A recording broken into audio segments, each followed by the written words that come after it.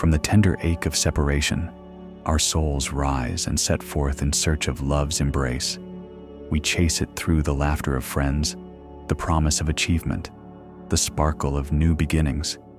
Yet each discovery only deepens the void within. Rumi tells us this restlessness is no accident, but a sacred summons. It is the soul's own voice calling us home, urging us beyond the fleeting comforts of the world to something infinitely greater. As we wander through life's marketplaces, reading every book, trying every practice, we still feel that hollow longing echoing in the chest. It is as though we sip from many cups, yet thirst for oceanic depths. In Ray's words, looking at my life, I see that only love has been my soul's companion. From deep inside, my soul cries out, do not wait, surrender for the sake of love. Hear how that command resonates in the heart's secret chamber, an invitation to cease our wandering and heed the pull of what we truly cherish. For love is not found in the passing joys of sensual pleasure or intellectual triumph, but in the courageous act of opening ourselves to the divine. In Sufi tradition, this yearning is called shak, a burning flame that drives the seeker ever onward. Like the moth drawn irresistibly toward the flame, we feel both fascination and fear. Yet we press forward, trusting that the fire we meet will refine rather than consume us. Rumi whispers, let yourself be silently drawn by the stronger pull of what you really love. It will not lead you astray. Here, what you really love is not a person or a goal, but the beloved of all beings, the source from which every longing springs. To follow this pull is to step off the safe ledge of habit and into the wild terrain of the heart. It is a leap of faith that paradoxically gives us wings. Pause with me now. Close your eyes and feel that quiet tug at your core, the subtle yearning you've carried for a lifetime, the whisper that there must be more. Breathe into its presence and allow it to swell like a sunrise behind your breastbone. Let yourself simply be drawn by that longing without judgment or hesitation. In this moment of stillness, recognize that your search is itself the gift. Your longing is the compass, pointing to the one love that waits to gather you into its boundless arms. And so carried by this sacred ache, we journey onward, ready to confront the walls of ego that stand between us and the freedom of true surrender. As our souls press onward, following the pull of longing and love, a new challenge emerges, the mighty fortress of the ego. In Rumi's world, the ego is like a jagged rock, hard, unyielding, and barren. No matter how fiercely we yearn for union, these crags of pride and fear stand between us and the beloved. To move forward, we must learn to confront and transform this inner stronghold. Rumi speaks bluntly of this struggle, urging us to shatter our hardened selves so that life can bloom. Listen to his daring counsel. Very little grows on jagged rock. Be ground, be crumbled, so wild flowers will come up where you are. Try something different, surrender. Hear how those words echo like a hammer against stone, an invitation to allow the ego's sharp edges to be crushed by the divine mortar so that our souls might become fertile soil. This process of ego-dissolution has a sacred name in Sufism: fana, the annihilation of the false self in the embrace of God. Rumi, who once prided himself on scholarly learning and social status, discovered that true knowledge lies in emptying himself completely. In one of his most vivid metaphors, he declares, "I died as mineral and became a plant. I died as plant and rose to animal. I died as animal and I was man. Why should I fear? When was I less by dying?" Allow the weight of those lines to settle in your heart. Each death he recounts is an act of surrender, and layer by layer he lets go of every identity until only the essential self remains. This is not a morbid finality, but a series of rebirths into greater freedom. Yet the ego resists. It grasps at safety and control, feeding on our fear of loss. It whispers, "If you let go, you will vanish." So Rumi presses us to conquer this inner tyrant. In another poem, he reminds us, "Conquer your selfish self. Then all your darkness will change to light." Notice how he pairs the act of conquest with transformation. By bravely facing and mastering our self-centered impulses, we invite the radiance of the divine to flood those shadowed places. This confrontation is not a violent struggle, but a dance of awareness. When envious thoughts arise, when pride swells at praise, when fear makes us cling, these are the moments the ego shows its face. Rather than push them away, we turn toward them with compassionate curiosity. We name the feeling. We feel its shape in our chest, and we offer it to the beloved. In doing so, the ego's flimsy walls begin to soften. A modern seeker might think of this as the work of inner alchemy, transforming lead into gold by this simple act of attention and love. Rumi underscores that no force of willpower alone can shatter the ego. It is the light of divine love that dissolves our hardness. As he writes, "Cleanse your heart of all weeds, and in its place, the wild flowers of humility, compassion, and gratitude begin to sprout." Now pause for a heartbeat and feel into your own heart. Notice where the chest feels tight or anxious. Perhaps it guards a long-held grudge or cradles the fear of being unlovable. Let these discoveries be your invitation to surrender. Recognize them as the last strongholds of the ego that must be offered up if you wish to draw closer to the beloved's light. As we complete this step of confrontation, remember that Rumi's path is not about self-denial, but self-realization. In breaking down the ego's barriers, we uncover the radiant self beneath, an enduring presence that no fear can touch. Having met the ego's resistance face to face, we stand ready to learn the art of trusting the unseen. For the next step on our journey is to release the fragments we cling to and open ourselves to the silent embrace of surrender. Here at the edge of the known, the heart quivers with both fear and hope. We have glimpsed the shadows of the self and tasted the sweetness of yearning. Now Rumi beckons us to take the final daring step beyond all hesitation. In his resonant command, we hear both challenge and compassion. How did you get here? Close your eyes and surrender. Pause. Let those words fall like petals onto your spirit. Surrender in Rumi's teaching is not defeat, but the highest act of trust, yielding our tight hold on control so we may be carried by a wisdom far greater than our own. To surrender is to release the mind's restless chatter and open to the unseen currents of the divine. As we close our eyes, the world's distractions fade, revealing a still flame flickering at the center of our being. Rumi guides us deeper into that silence. Stop. Open up. Surrender to the silence. Stay there until you see you're looking at the light with infinite eyes. These lines form a roadmap. First, we stop the endless mental spinning. Then we open our hearts, allowing defenses to soften. Finally, we rest in the hush until its hidden radiance becomes our new vision. Across traditions, this principle shines. Christians pray, "Thy will be done." Taoists practice Wu Wei, effortless action. Sufis speak of tawakkul, divine trust. In every tongue, surrender is the door to true freedom. Let us practice this together now. Recall one worry you have carried, a fear of tomorrow, a need for approval, a longing unmet. Feel its weight in your chest. With each inhale, gather courage. With each exhale, imagine placing that burden into the hands of the beloved. Sense it lift away, dissolving into infinite embrace. Notice how your body softens as you release. The tightness loosens. Your shoulders drop. A quiet ease spreads through your limbs in the space left behind. Feel the pulse of trust, an openness to whatever comes, secure in the knowledge you are held.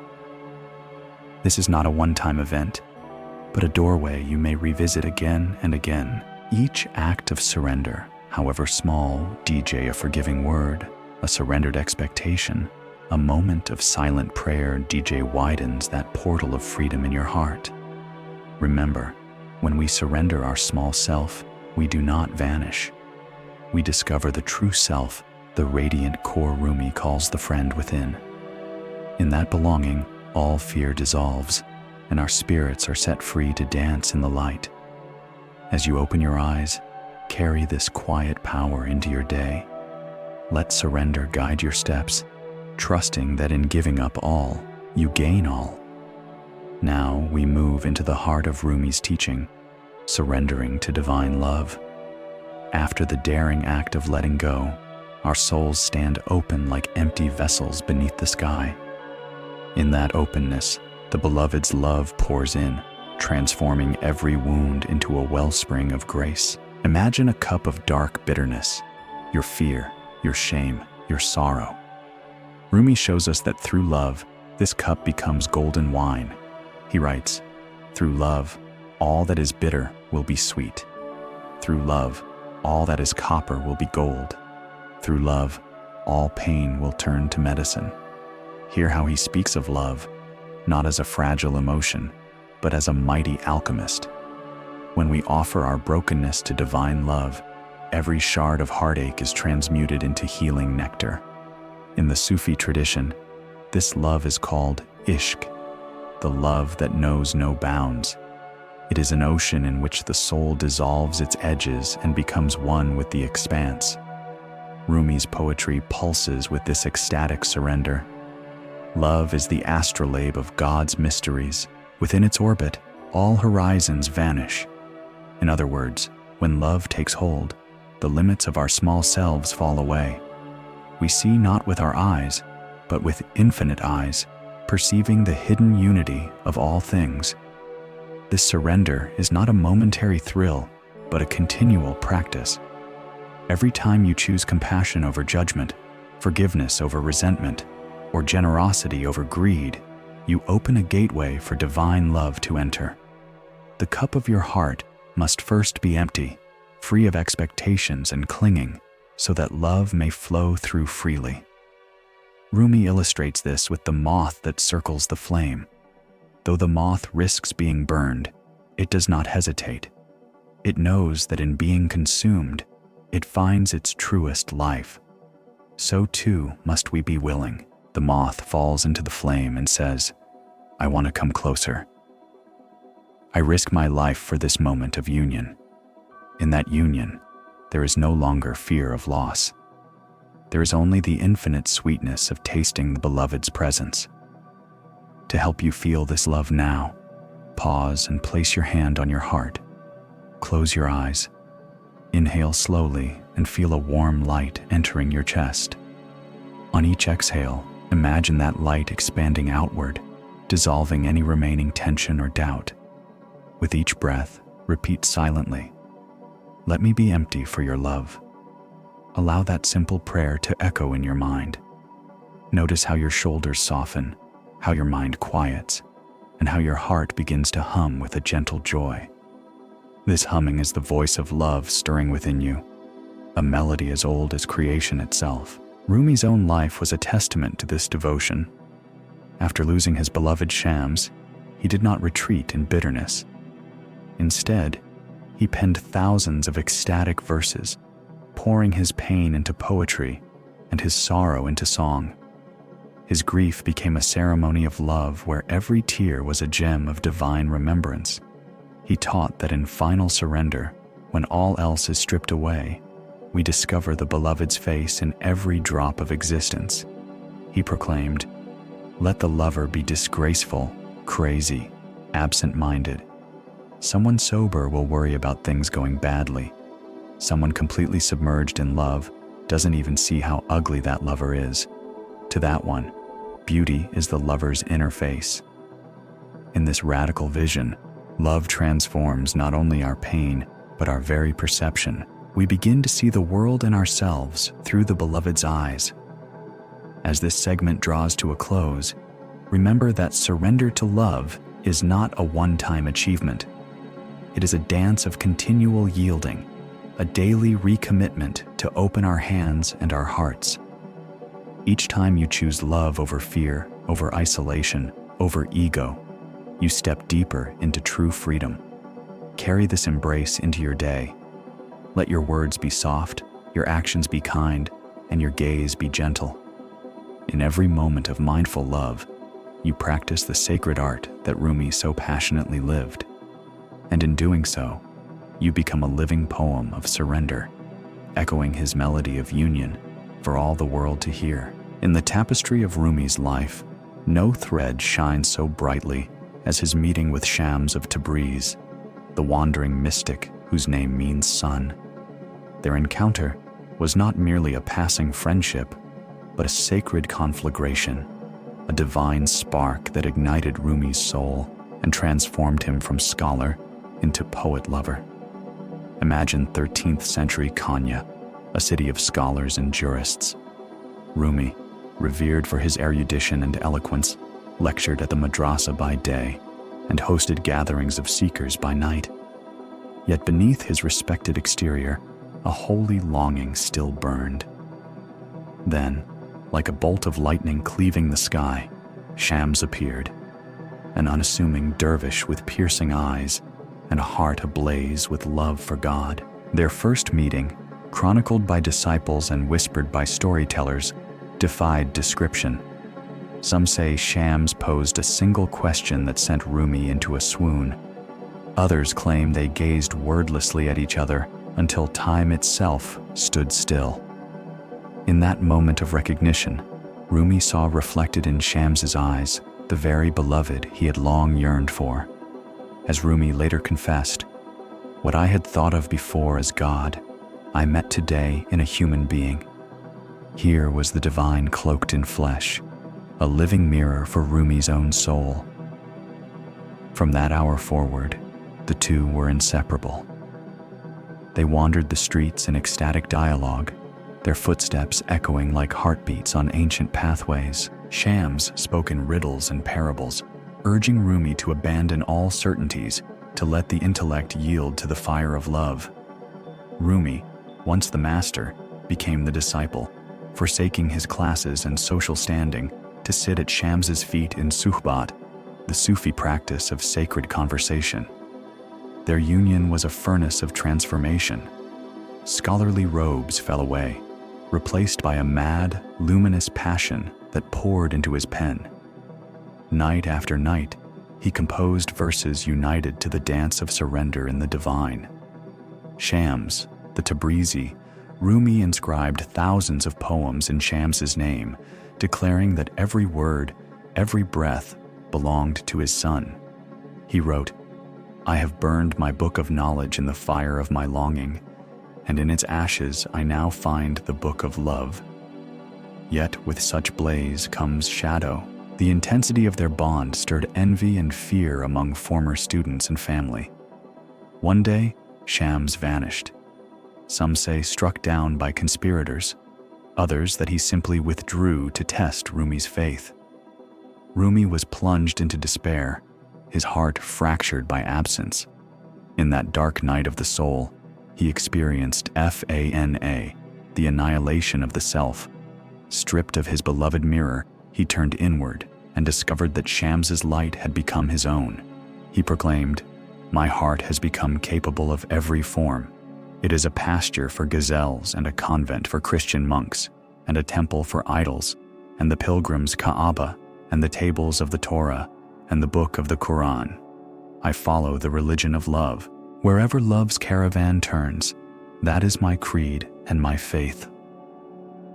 In this moment of surrender, Rumi realized that the relationship of surrender he shared with Shams was at its core the same surrender he must embody with the divine. Shams's disappearance became the catalyst for Rumi's whirling dance, the sema, in which the poet turned in circles beneath the sky, each revolution releasing grief and spinning into ecstasy. The whirling body mirrored the turning of the cosmos, planets orbiting suns, electrons circling nuclei, a universal sacred choreography born from love and loss alike. For 6 minutes, allow that image to fill your senses, the skirt of the dervish billowing, arms outstretched in the posture of reception and giving, face uplifted to the heavens. This dance is not performance, but prayer, not a spectacle, but a silent sermon, teaching us that in loss we find union, and in surrender we discover freedom. Like Rumi, we may face the absence of our own shamsvdi, times when our guides depart, our dreams collapse, our hearts break. Yet in that emptiness, we are offered a final gift, the realization that the sun of love never truly leaves us. Its flame burns within, a constant companion beyond the rise and fall of human relationships. Now, in your own heart, call to mind a friendship or encounter that awakened you to something greater. See that person's face in your mind's eye and feel gratitude for the light they brought. Then, in spirit, bow to the emptiness left behind. Bow not with sorrow, but with trusting surrender. Whisper within, I carry your flame in me always. As we emerge from this chapter of sacred surrender, remember that true transformation often comes through the gifts of both union and absence. Rumi and Shams teach us that love's fire refines the soul, first by drawing us together, then by forging us in separation. And from that crucible, a new self is born, a self that no longer clings, but dances freely in the ever-turning wheel of love. We have journeyed through the ache of separation, wrestled with our own shadows, and surrendered the fragments of ego that held us back. Now, at last, we stand on the threshold of the soul's greatest blessing, divine union. In Rumi's mystic vision, this union is the consummation of surrender, a state of radiant oneness where the lover and the beloved become indistinguishable. Imagine the drop of water dissolving into the vast sea, losing its shape yet gaining boundless depth. Or picture the nightingale melting into the rose, its song and the bloom fused in a single breath of fragrance. Such is the alchemy of union. Rumi celebrates it with ecstatic verse. Then, like a drop released into the ocean, all my sorrows vanished in the sea of your love. I am no longer a traveler on the shore. I have become the shoreless sea. Hear how he speaks of shorelessness, the end of all edges and limits. When we truly unite with the divine, our individual borders dissolve. There remains only the infinite embrace of love itself. Across his poetry, Rumi returns again and again to the image of light flooding a darkened chamber. He writes, "In the sweetness of friendship, let there be laughter and sharing of pleasures. For in the dew of little things, the heart finds its morning and is refreshed." Here, little things are our everyday moments, our breaths, our smiles, our quiet gratitude. In union, these small acts become windows to the eternal, each one reflecting the beloved's face. Let us pause for a moment and feel into that truth. Close your eyes and envision a single beam of sunlight piercing a dusty room. See how the light does not fight the dust, it simply shines. In the same way, divine union is not an act of force. It is the natural consequence of having offered the self fully, of surrendering without reservation. We do not become love by trying harder. We become love by being emptied of all that is not love. Rumi describes this process as both death and rebirth. He proclaims, "Die before you die, so that when death comes, you may laugh and say, 'What a pleasing way to depart.'" In this light, the death he speaks of is the final relinquishing of the small self. When that self is gone, what remains cannot die because it is neither born nor destroyed, but is the everlasting essence that animates all creation. In that state, we discover our true freedom, not freedom from circumstances, but freedom within them. The ability to live with equanimity, joy, and an open heart regardless of life's ebb and flow. Rumi captures this joy in a single line. Why should I be unhappy? Every parcel of me is in full bloom. Close your eyes once again and feel that full bloom within. Sense the warmth spreading from your heart to every cell, an inner spring that never dries up. This is the living testimony of divine union, a joy so deep it remains untouched by passing storms. Yet union is not an endpoint, but a continuous dance. Just as the sun rises and sets, yet always remains, so too does the presence of the beloved shine through our days and nights. Rumi likens it to the whirling dervish whose arms are open, one hand to heaven, one to earth, receiving and giving in a seamless flow. As you listen, imagine yourself as that dervish spinning gently in the warm light, your heart at the center of the sacred swirl. Practice now this visualization. Stand or sit comfortably. Extend your arms as if embracing the sky and earth at once. Soften your gaze. Inhale slowly, drawing in the light of union. Exhale gently, radiating that light back into the world. Repeat silently, I am one with all that is. Feel how each cycle of breath carries you further into the vastness of the beloved's embrace. As the music swells, remember that this unity transcends all duality. Rumi writes, out beyond ideas of wrong and right, there is a field. I'll meet you there. There in that field beyond, that unbounded expanse of love. You are neither seeker nor sought, neither lover nor beloved, but simply presence itself. All stories dissolve, leaving only the radiant. Now, before we move to our closing reflections, let us honor this moment of union with a final verse, a benediction from Rumi's heart. Come, come, whoever you are, wanderer, worshiper, lover of leaving, it doesn't matter. Ours is not a caravan of despair. Come, even if you have broken your vows 1,000 times, come yet again. Come, come. In these words lies the ultimate mercy that no matter how often we stumble, how often we cling or lose our way, the invitation remains open. Come again and again into the arms of divine union, into the boundless freedom of love. Carry this unity with you beyond video, in the smallest gesture of kindness, in the hush between thoughts, in the warmth of a shared smile. Know that you are ever cradled by the beloved's embrace. Your soul blooms eternally in that sacred field of love, free, radiant, and at home.